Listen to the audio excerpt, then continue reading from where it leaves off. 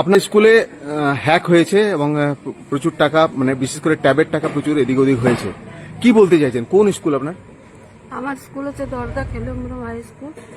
এইখানে আমাদের 11 জন স্টুডেন্টের টাকা হ্যাক হয়ে গেছে। ছেলেদের টাকা মানে এক অ্যাকাউন্ট দেওয়া হয়েছে ধরুন বলরামপুর SBI, কিন্তু সেটা দেখা যাচ্ছে কলকাতা ডালহৌসি। আচ্ছা, হ্যাঁ, এইভাবে বিভিন্ন অ্যাকাউন্টগুলো পাল্টে গিয়ে অন্য অ্যাকাউন্টে টাকাগুলো ঢুকে গেছে। এটা জানতে পারলেন কিভাবে আপনারা? জানতে পারলাম যখন আমরা সার্চ করছি যে ছেলেদের টাকা ঢুকেছে কিনা, আমরা দেখা হয় তো হ্যাঁ, যে ছেলেদের টাকা ঢুকেছে কিনা, তাহলে সে সার্চ করতে গিয়ে দেখা যাচ্ছে যে এরকম হয়েছে।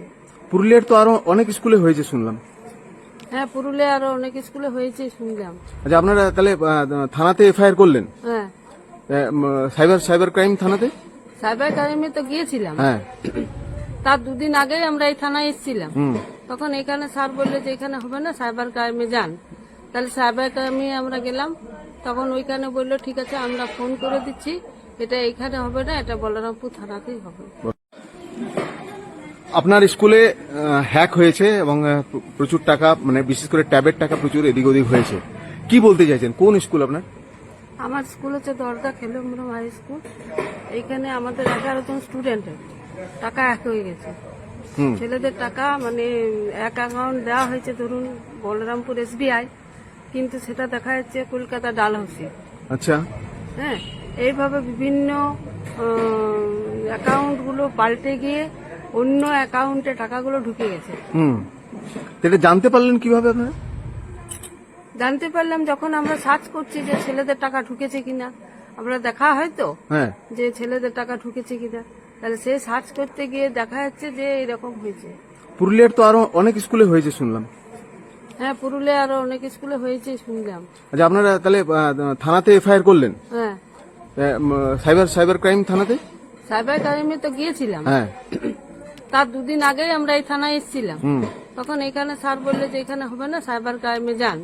তাহলে সাইবার ক্রাইমে আমরা গেলাম, তখন ওইখানে বললো ঠিক আছে আমরা ফোন করে দিচ্ছি, এটা এখানে হবে না, এটা বলরামপুর থানাতেই হবে। তাহলে আজকে আমরা এই বলরামপুর থানায় এসেছি, তো ওনারা তো বললেন যে বড়বাবুর নলেজে আছে।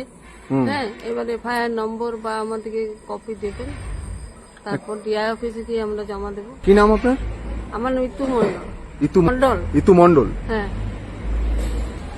একটা বড় সড় ষড়যন্ত্র চলছে সাইবার হ্যাক নিয়ে, এবং বাচ্চাদের বিশেষ করে ট্যাবের টাকা প্রচুর এদিক ওদিক হয়ে গেছে, আপনারা সব খবরে পড়েছেন।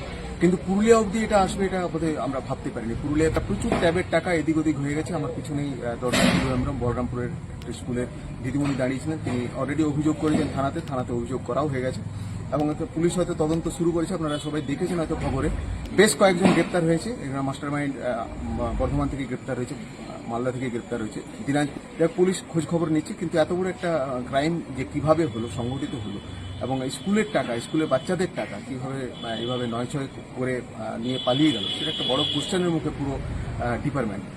তদন্ত চলছে। পুরুলিয়ার যে কয়েকটি স্কুল আছে তাতেও বেশ অনেকজন বাচ্চা টাকা পায়নি। আশা করি আমার পুরুলিয়াতে আপনারা দীপক মাহান্তির সাথে রয়েছেন। ধন্যবাদ।